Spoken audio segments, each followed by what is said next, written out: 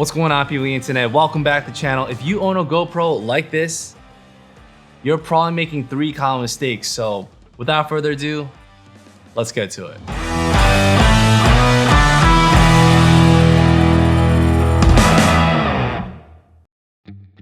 All right, guys, welcome back to the channel. Hope all is well. Today, I want to show you 3 common mistakes you're probably making with your GoPro.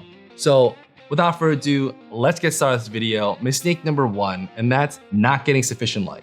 Guys, let's be honest here. When you're buying your GoPro, you're not thinking of any of that stuff whatsoever. You bought your GoPro, you're out and about, you want to get some dope footages when you're snowboarding, you're hiking, you're surfboarding, whatever the activity is. Getting sufficient light is probably not a part of your agenda, or it's not even part of your list of when you're trying to do to get the best of the best footages. But that's the problem. I feel like, even for myself, I have a professional camera, and lighting is sometimes something I don't really account for all the time, and I forget, and I really regret it sometimes. When I'm using my GoPro specifically, it's kind of like me, like in the dark, or if I don't have my glasses on. The image of what you kind of see is very fuzzy. It's kind of booty looking, you can't see anything, it's very unnoticeable. It's not the best quality, it's very not high definition, and it's very noisy. And it kind of sucks when you're in those low light situations, just because most cameras are not really built for those situations all the time. So you really want to account for those type of situations. Place yourself in those higher lit situations. Buy yourself a light for that matter. Use your phone light, whatever it may be. Your camera needs that light. It kind of helps with that footage to get a lot more sharper, and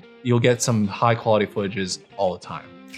Mistake number 2, and that's honestly, it's the opposite end, and that's way too much light.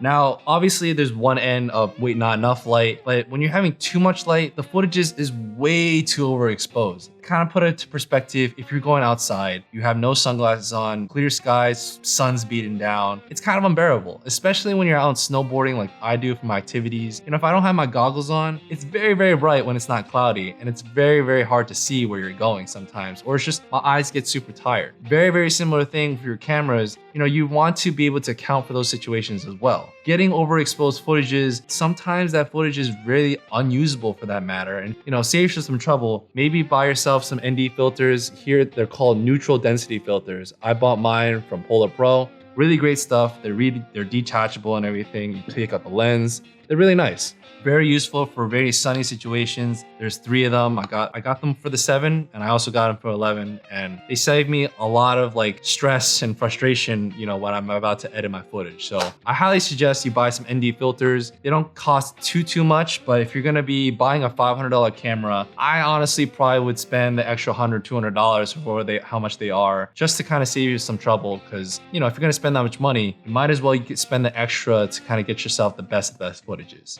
Last but not least, mistake number 3, and this is something that's kind of more of a preference, I guess, and that's not getting enough mounts. GoPro videos are very, very common for their perspectives. It's like the common head mount, the helmet mount, and the stick mount. I have them literally right here. Here's the stick mount, and this one, obviously I don't have my helmet, but you can put this on your hat. They're very, very common looks, very generic GoPro-y kind of perspectives. To kind of distinguish and distinct yourself and make it a little more interesting, enticing for when you show your friends and family, go on Amazon. The mounts are very, very cheap sometimes. You can get a wide whole set of everything. If you can spend that extra moments of switching the mounts for your videos, when you stitch them all together, it looks so much better.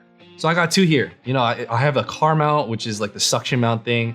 Very, very nice when you're putting this on your car or everything, or I sometimes put this on my snowboard. And this one's probably my highest tier mount in my personal opinion. This is like a shoulder strap mount where you put on your backpack. Very, very nice. You kind of put it up to here, you can put it down here, wherever how tall you are or wherever you kind of want to look for your actual footage. When I'm snowboarding, I don't really want to hold the actual stick all the time. It gets very tiring for my arm. Using this only can kind of see on my snowboard of my feet. So it's kind of boring to kind of see those perspectives all the time too. So instead of using a helmet mount or a chest mount, this one's a little bit easier, more versatile. You can take it off and just with your backpack. It's not on the person as well. So when you're snowboarding, you're kind of sideways and everything too. So having this really helps with that perspective. You can kind of push it across, saves yourself the trouble, make your videos a little more interesting, get you some more mounts. And I promise you, when you stitch them all together, your friends, your families, your audience will be a lot more engaged, and it'll be a lot more fun for them to watch.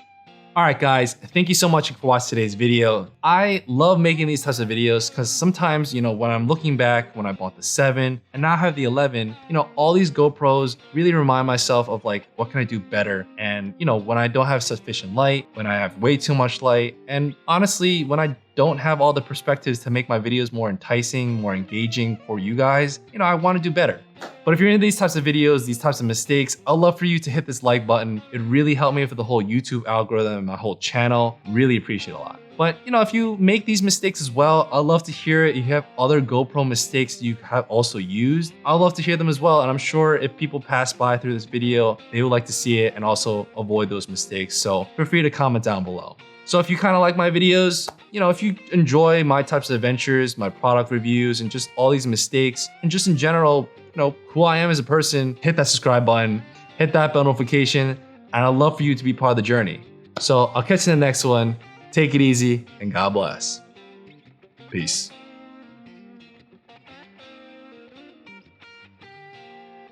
Well, GoPro, you got me this far. You started this whole adventure. You got me into vlogging. You got me into snowboarding and everything. So I'm curious, where are you gonna bring me next?